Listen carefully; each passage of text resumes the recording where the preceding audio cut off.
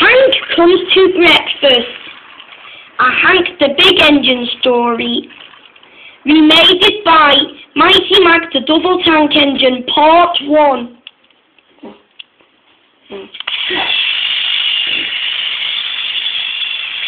Hank the Big Engine pulls brakes vans for many years and knows it very well.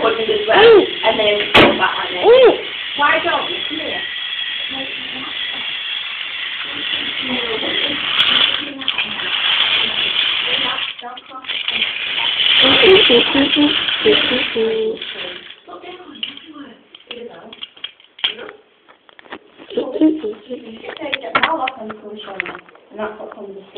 You just don't know where to stop, Hank, laughed his driver. You can always manage it without me. Hank has become second. He didn't realise his driver was joking.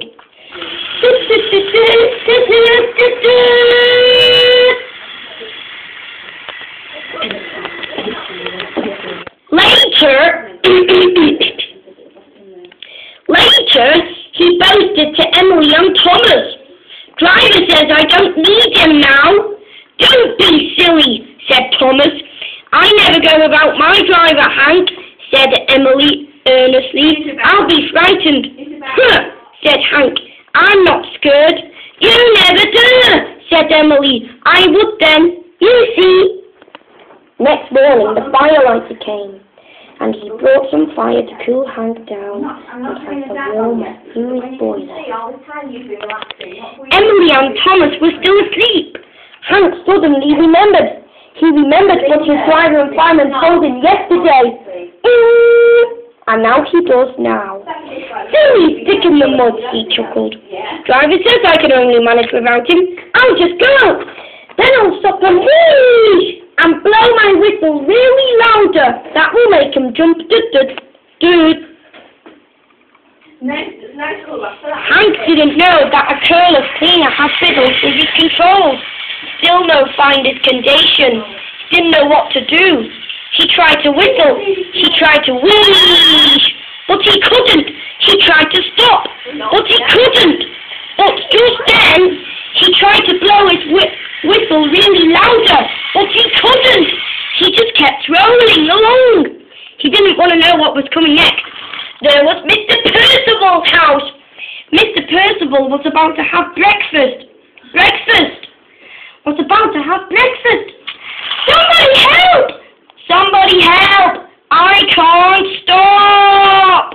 I need it! Stop! Said Hank and shut his eyes.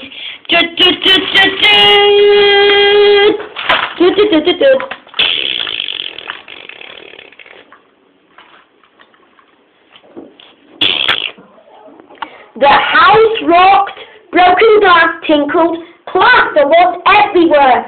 Hank had collected a bush and a fence on his travels. He tried to apologise to Mr. Percival, but he couldn't speak. Mr. Percival was furious. His wife has picked up his plate. You horrid engine! She scolded to Hank.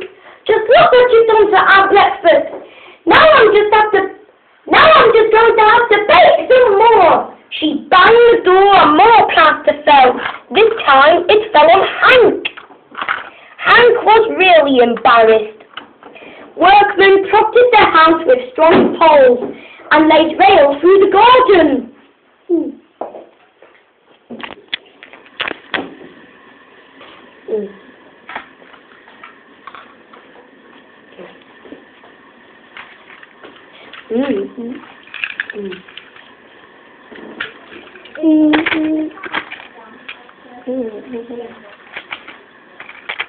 Meanwhile, Murdoch the Orange Engine arrived.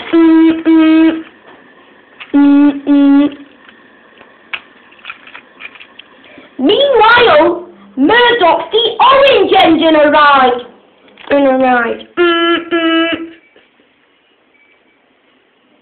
Don't worry, Hank. I'll get you back on the rails. said Murdoch. Said Murdoch.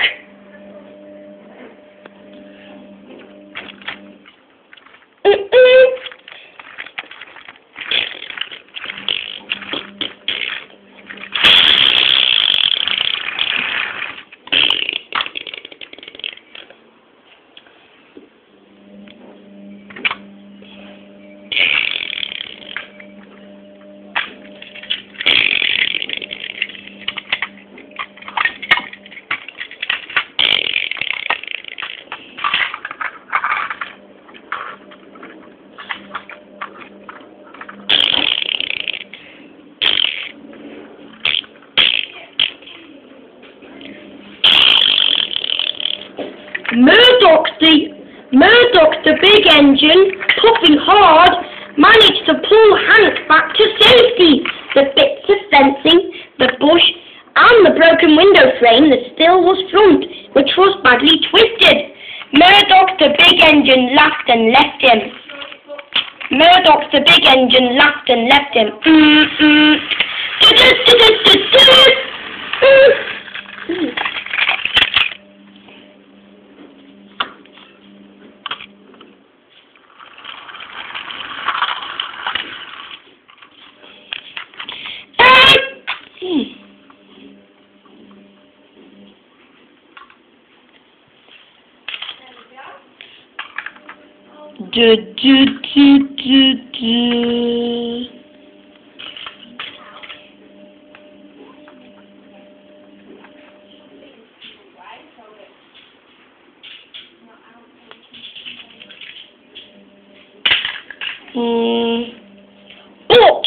But there was worse to come.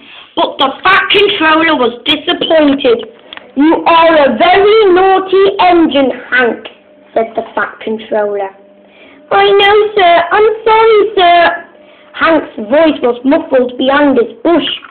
"You must go to the works to have your front mended. It will be a long job." "Yes, sir." "Yes, sir." "Yes, sir." Meanwhile, Mighty Mac, the double tank engine, shall do your job and tell you while you are away. Hank spluttered. Yes, Hank. Yes, Hank. Mighty Mac was a really useful engine when he first came to the island of Sodor. Double tank engines never got up to breakfast in Mr. Percival's house. But just then, Emily and Thomas will have to agree. But soon.